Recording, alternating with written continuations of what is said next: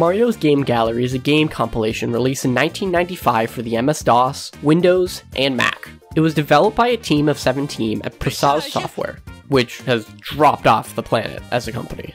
It was published by Interplay Productions, which at the time was known for publishing Earthworm Jim, the first few Fallout titles, and the Clay Fighter series. Fun fact, the producer of Mario's Game Gallery, Thomas R. Decker, is also the producer behind the first 2 Fallout games, and Mario Teaches Typing. 2 years after its initial release, Mario's Game Gallery was re-released as Mario's Fundamentals, which, besides the text on the title screen, is the exact same game. Both titles include 5 traditional table games, each pitting the player against Mario, and player pieces being skinned as entities from the Mario catalog. You've got checkers, Go Fish, dominoes, backgammon, backgammon, backgammon,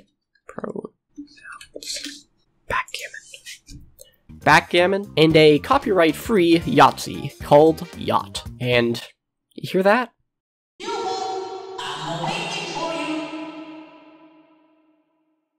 This plumber is speaking. Well, this is actually the second official Mario game to feature Charles Martinet as Mario's voice, the first being Mario Teaches Typing.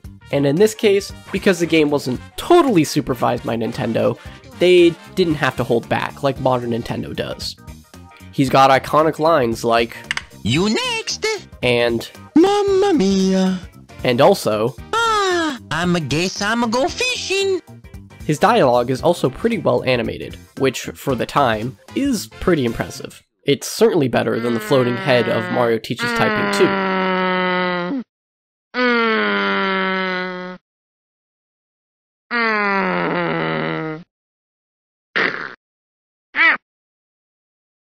I hate my nose.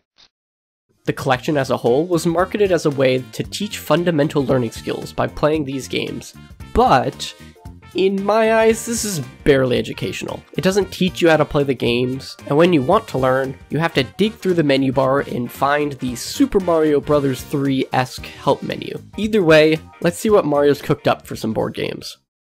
First, we've got checkers, which is just regular old checkers, where the black and red pieces are skinned as Koopas and Yoshis. When your pieces get to the opponent's side, they turn into Bowsers, which is a nice touch. Sometimes Mario will give you tips on how to move, and the option is available to toggle force jumps. Next on the list is my personal favorite, Go Fish. The goal is to ask Mario about the cards that he may own. If he does, you collect the cards and try to collect 4 of a kind. If not, then Mario, go fish! Come here, fishy fishy! The cards feature characters and enemies from Super Mario World, and Mario seems to incorrectly name some of them. For example, he calls this a Goomba, but I'm pretty sure that's a Galoomba, but I'm nitpicking. Next is Dominoes, where the goal is to get rid of all your pieces by matching the Mario items on the board. The game doesn't do anything groundbreaking, but we do get some interesting sound clips of Mario. You play so well! Mario's so proud of you! You're making me cuckoo crazy! Next is Backgammon, and honestly, who knows how to play this? Let's see if the help menu could assist me.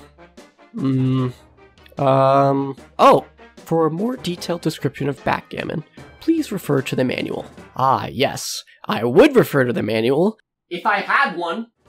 The final game in this collection is Yacht, which is just a Yahtzee, but avoiding copyright. The game is a bit much to explain in this video, but overall, Mario as an opponent is fair and still gives some unique voice work.